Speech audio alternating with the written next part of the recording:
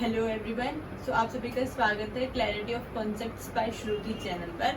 आज का जो हमारा टॉपिक रहेगा दैट विल बी ब्रेन। तो आज हम पढ़ेंगे अपना टॉपिक ब्रेन के बारे में।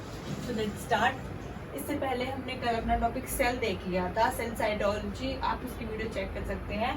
और हम ब्रेन करेंगे। इसके बाद हमने डाइजेस्टिव सिस्टम, रिप्रोडक्टिव सिस्टम, इस तरीके से बायोलॉजी, देन फिजिक्स, केमिस्ट्री और साथ में बीएड के लिए भी हम अपने चैप्टर्स जो है कवर करते रहेंगे।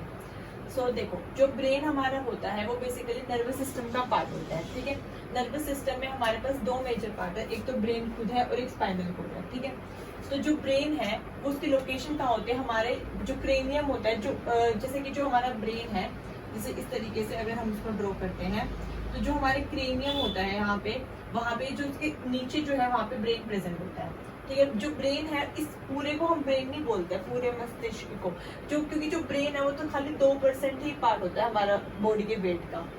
उसका जो मेल में वेट होता है वो 1400 ग्राम्स होता है और फीमेल में जो होता है वो 1300, मतलब वेरी करता है, लेकिन 100 ग्राम कम ही होता है फीमेल में। जो चाइल्ड में होता है वो 300 से 400 ग्राम्स तक होता है। जो ब्रेन में हमारे जो सेल्स है वो इस तरीके से न्यूरॉन से लिंक होते हैं एक दूसरे से, इस तरीके से। ये देखिए, इस तरीके से न्यूरॉन्स बने होते हैं हमारे ब्रेन में। तो अगर किसी के भी न्यूरॉन्स डैमेज हो जाते हैं तो उसका पूरा ब्रेन डैमेज हो जाता है। ठीक है, 60% जो है हमारा ब्रेन वो फैट के मॉलिक्यूल से बना हुआ होता है, जिसमें हमारे आयंस होते हैं, जिसकी वजह से फंक्शनिंग होते हैं वो सोडियम के चैनल्स होते हैं। क्योंकि जो हमारा न्यूरॉन होता है वो सोडियम चैनल्स के थ्रू गेन और ऐसे फंक्शनिंग आगे प्रोसीड करता है। देन हमारे जो यूज है ब्रेन, जो ऑक्सीजन है हमारी बॉडी में उसके टोटल का 20% जो है वो ब्रेन यूज कर लेता है, ऑक्सीजन एंड ग्लूकोज को मिला के।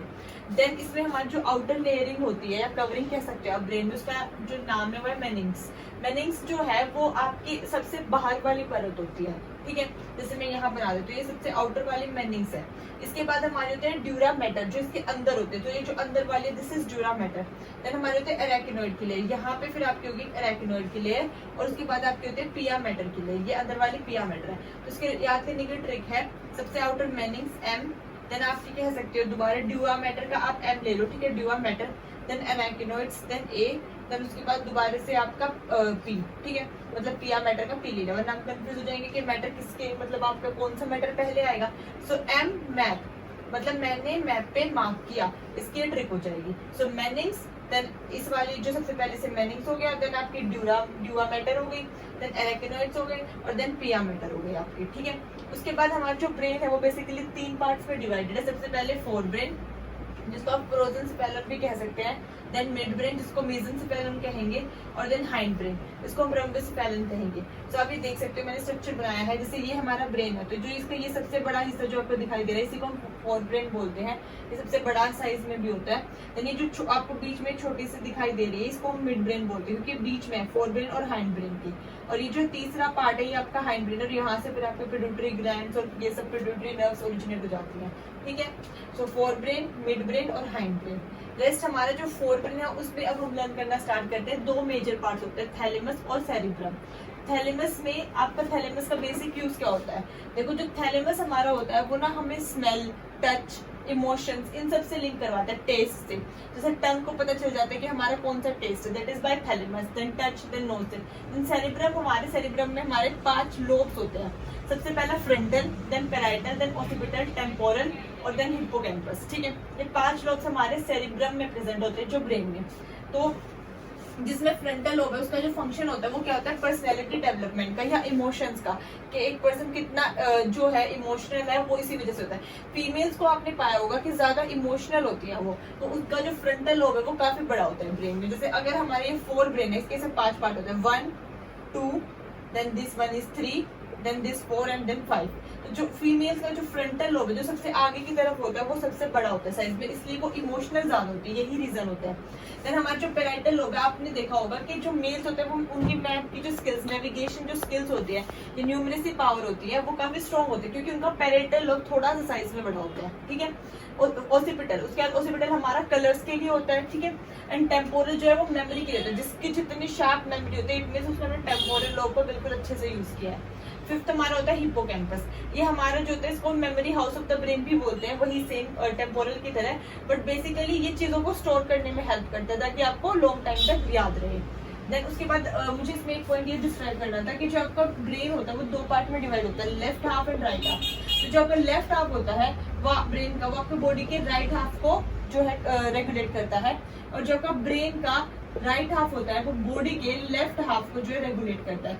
मतलब अगर मैंने अपना राइट हैंड से लिखना स्टार्ट किया है तो वो मेरे left side of the brain से सिग्नल आया था, और अगर मैं आपको लेफ्ट हैंड से वेव करती हूँ तो मेरे right side of the brain से सिग्नल आया था। देन उसके बाद हम इसके कुछ ओवरऑल फंक्शन देख लेते हैं फोर ब्रेन के। ये हमारे बॉडी के टेम्परेचर को कंट्रोल करता है, हंगर को, थर्स्ट को, पेन को, स्माइल को। मतलब आपने एक चीज नोटिस की तो फोर ब्रेन जो है आपकी नेचुरल लाइफ की जो डेली लाइफ की एक्टिविटीज होती है उनको कवर करता है। अब इसके बाद हम अपना करते हैं सेकंड जो होता है मिड ब्रेन, उसके बाद करेंगे हाइंड ब्रेन। तो हम अपना स्टार्ट करते हैं next part of the brain, that is hind brain. Mid brain में आपको इतने ज्यादा कोई डिविजन्स नहीं पढ़नी है, मतलब इतनी बाइफर्केशन उसमें नहीं होती है और वो पूछा भी नहीं जाता जनरली एग्जाम्स में। तो अब हमारा जो है हाइंड ब्रेन है जो इम्पोर्टेंट है। तो बेसिकली आपका हाइंड ब्रेन में 2 मेन पार्ट्स है, दैट इज पोन्स मेडुला आप बोल सकते हैं, और सेरिबेलम। ठीक है, तो इसमें क्या होता है, जो आपको पोन्स होता है वो एक ब्रिज की तरह एक्ट करेगा जो आपके बॉडी और बीच में जो माइंड है उनके बीच की जो फंक्शनिंग है उसको करवाने में। इसमें आपकी जो स्लीप साइकिल है वो कंट्रोल करता है, रेस्पिरेटरी रिदमिक सिस्टम जो आपको वो कंट्रोल करेगा कि respiration in and out oxygen का और कार्बन डाइऑक्साइड का, सिग्नल्स जो है आपके ब्रेन तक जो भेजेगा यही भेजता है, और जो नेटवर्क फॉर्म करता है वो भी इसी की वजह से ही होता है। सेरिबेलम जो है आप इसको ऐसे याद रखना, बेलम बेलम। जब अगर हम कुछ बेली डांस करते हैं तो हमें अपनी बॉडी का जो पोस्चर है वो मेंटेन करने की जरूरत पड़ती है। तो जो सेरिबेलम है वो हमारा बैलेंसिंग ऑर्गन की तरह एक्ट होता है। कैसे होता है, बैलेंसिंग ऑर्गन। तो बेसिकली ये हमारा जो है बैलेंस करने में हेल्प करता है। ठीक है, मस्कुलर कॉन्ट्रैक्शन में, कोऑर्डिनेशन में, इन सब में। देन हमारे इसके बाद होती है एक ब्रेन स्टेम। जैसे कि अगर मैं आपको यहाँ ड्रॉ करके दिखाऊं, for example this is our brain. तो जैसे अगर मान लो यहाँ पे आपका ये हाइंड ब्रेन हो गया, ये आपका मिड ब्रेन है, ये फोर ब्रेन है, तो यहाँ से आपके जो हाइंड ब्रेन होता है यहाँ से आपकी जो है एक इस तरीके से नीचे ब्रेन स्टेम जाती है, उसी को हम ब्रेन स्टेम बोलते हैं। लार्जेस्ट पार्ट होता है पोन्स, क्योंकि यहाँ पे आपकी जो पोन्स सेल प्रेजेंट होते हैं। देन इसमें हमारा लिम्बिक सिस्टम होता है। लिम्बिक सिस्टम जो हमारे इमोशंस को कंट्रोल करता है। लिम्बिक सिस्टम के जो पार्ट है आप सेरिब्रम, हिप्पोकैम्पस और हाइपोथैलेमस को मिलाकर बोलते हो। तो याद रखना जो लिम्बिक सिस्टम है उसमें आपको सेरिब्रम, हिप्पोकैम्पस और हाइपोथैलेमस मिला के बोला जाएगा। और यहाँ पे आपकी एक सियाटिक नर्व प्रेजेंट होती है जो हमारे मतलब जो कंट्रोल इस लिम्बिक सिस्टम के थ्रू होते हैं, लेकिन वो हमारे ह्यूमन बॉडी की सबसे लार्जेस्ट या आप कह सकते हैं लॉन्गेस्ट नर्व होती है। वो कहाँ से स्टार्ट होती है, जो हमारी बैक होती है।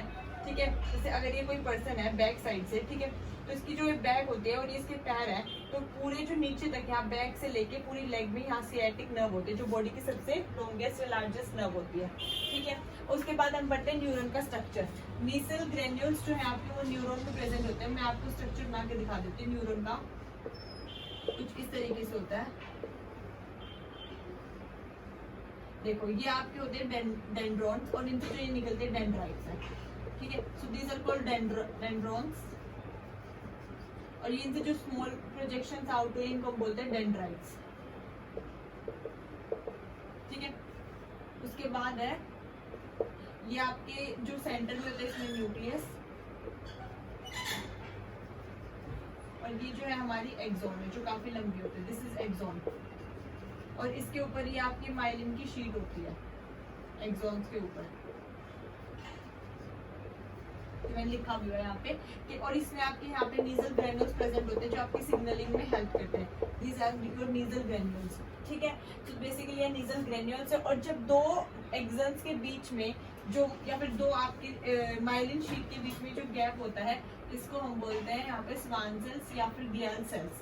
दो ये जैसे ये आपकी माइलिन शीट का एक पार्ट है, ये दूसरा पार्ट है, तो इसके बीच में जो गैप है इस यहाँ पे हमारे फिल होता है स्वान सेल्स। ठीक है, और इसी को हम बोलते हैं नोड ऑफ रैनवियर। देन उसके बाद आपके जो है हार्मोन्स देख लेते हैं हम। इसमें ऑक्सीटोसिन हार्मोन, सेरोटोनिन, एंडोमॉर्फिन और डोपामिन, ये हार्मोन्स मेजरली आपके रिलीज होते हैं न्यूरॉन्स के थ्रू।